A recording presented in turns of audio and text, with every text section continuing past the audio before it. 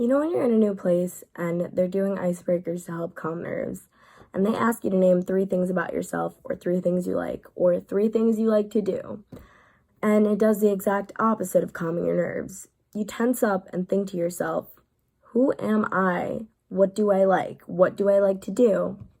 That's a common existentialist thought that has probably happened to all of us at some point in our lives. Hi, I'm Shauna, and today I'm going to explain the basics of existentialism to you all. As Sarah Bakewell, Wyndham Campbell Literature Prize winner and professor, has written, it is sometimes said that existentialism is more of a mood than a philosophy. Though it is a multi-layered topic, once understood, it can help us find some clarity in our lives or even help us learn about who we are. And it all started with one man, Soren Kierkegaard. He's known as the father of existentialism, which basically means he was the first person to ever publish a work about the philosophy of existentialism. He studied philosophy and theology at Copenhagen University, and he led a typically boring life. He traveled outside of his city of Copenhagen 5 times throughout his entire life, 4 times to the same place, 1 time to somewhere else.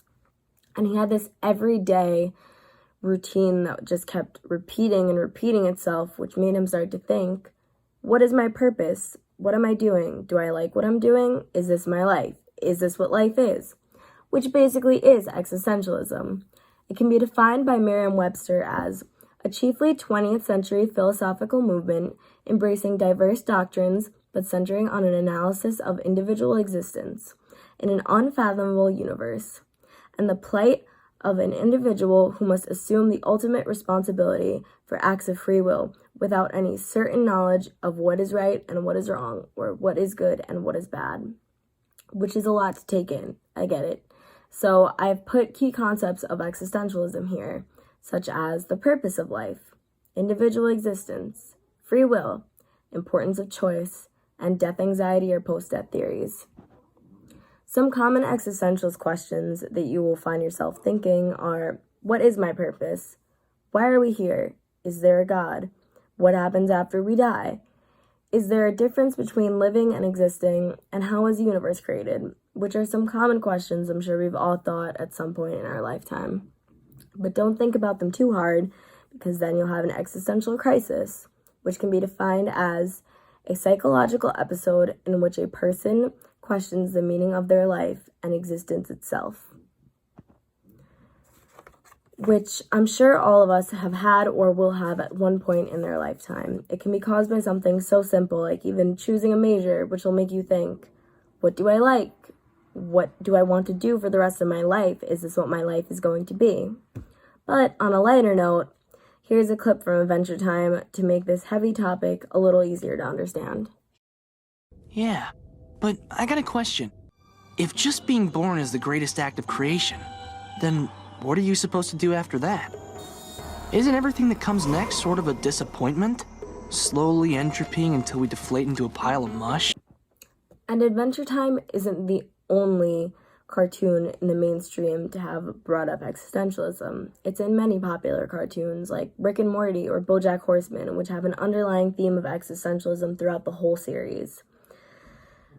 It takes something light and fun like a cartoon to explain existentialism so wholeheartedly and out there, because it's easy to mask something so thought-provoking and deep with something so fun and goofy like a cartoon. But cartoons aren't the only thing in the mainstream to have explored existentialism. Popular music, like Kid Cudi's Pursuit of Happiness, explains the story of a man who finds happiness in smoking, drinking, and partying. This is where he finds his purpose. He avoids his otherwise purpose or searching for it in any other form in his life, because this is what makes him happy, and he doesn't want to think about a purpose or a meaning or deeper thought. And even in classical theater, like Shakespeare's Hamlet, his whole to be or not to be speech, that's about his purpose, what he should be or what he shouldn't be, what he is or what he isn't.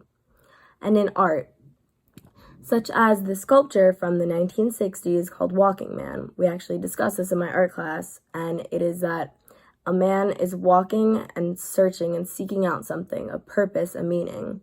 He keeps walking and walking, but he doesn't ever find it, so he's just permanently seeking a purpose.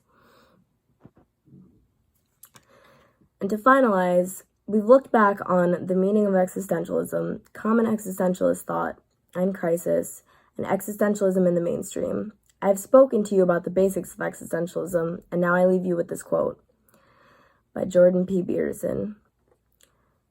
When existence reveals itself as existentially intolerable, thinking collapses in on itself. In such situations, in the depths, it's noticing, not thinking, that does the trick. Thank you.